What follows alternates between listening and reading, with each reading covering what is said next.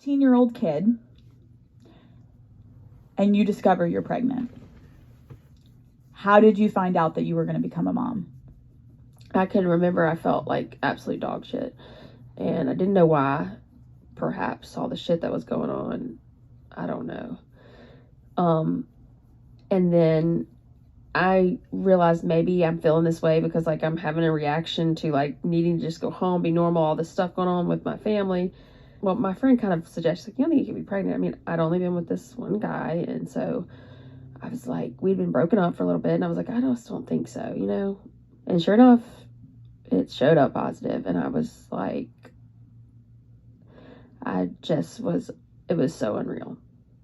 How did the father of your child react to the news of your pregnancy? He just, like, he was partying, and he just didn't want to, he didn't have time for that, I guess. I mean, he told me that, how did he know it was his? I was like, well, first off, because, like, you're the only person I've been with. Right.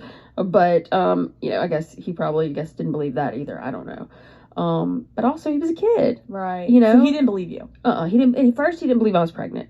So then I drove my happy ass out there to Mississippi, and I dropped a picture on his doorstep. You're like, let me show you. And like, my mom's calling the whole time, like, where are you? If she only knew that her biggest worry was not where I was. Yeah, really. Like, Mom, you're about to find out soon. Are you kidding me? Which, could you imagine, like, as a mom, like, okay, this one daughter just had this, and now this daughter's like, I'm pregnant, and, like, that's not the kind of problem you can just, like, hide. Once again, I think whenever big crisis would happen, my brain kind of would go into this weird, like, escaping mechanism where I would, like, but I'd already, like, kind of prepped for knowing that they probably were going to want to isolate me. So I went to the local Walmart, bought me some burner phones. Why did you think immediately, oh, they're going to isolate me? Because they didn't want anyone to know.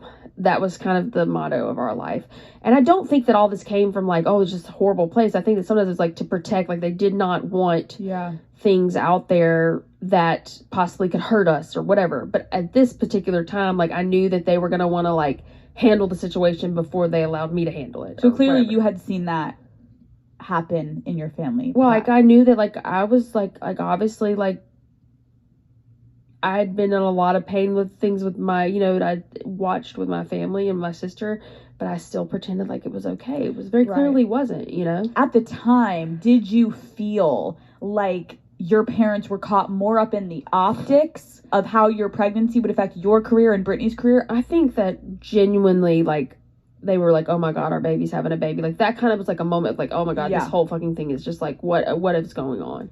And I think that, like, we have to remember, I think they did want me to know there were options and all of that kind of stuff. Yeah. But I do think at that point that, like, especially my mom was so, like, checked out, like, oh my God, everything's, like, she just was like allowing the team to kind of, she just wanted somebody to help, like, make this better. I don't think that, and then that to me, I was like, this should be a family matter. Like, why do we have a fucking team here? But at the same time, like, that was our world. You write basically about a revolving door of people trying to convince you to abort the baby. You write, and I quote, once Mama and Daddy told my team things spiraled out of control. It will kill your career. You're just too young. You don't know what you're doing. There are pills you can take. Doesn't the family have enough to deal with? I know a doctor.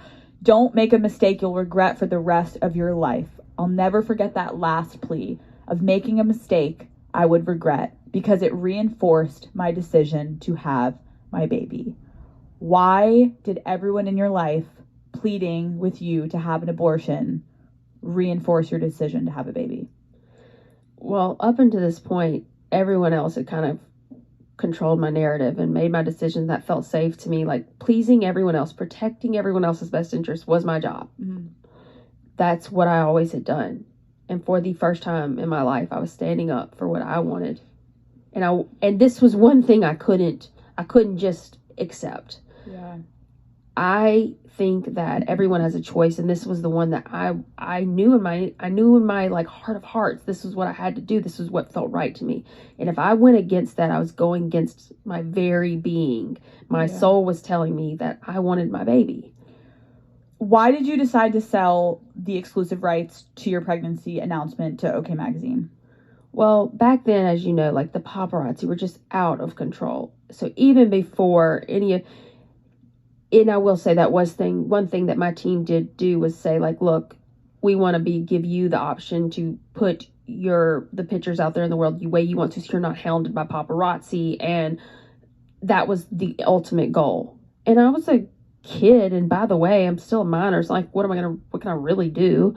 And so if it was going to give me a way to control my narrative, which I thought this was going to enable me to do, then of course I thought, well, why wouldn't I do that? I will have control over the pictures that are of my child, the words that are written about me. Because back there wasn't really as much social media. It was like that one story, and then everybody just reposted that one story. Yeah. So I was like, this is me taking control of it. How did your family ensure the news would not leak before the article was released? This is the really fun part.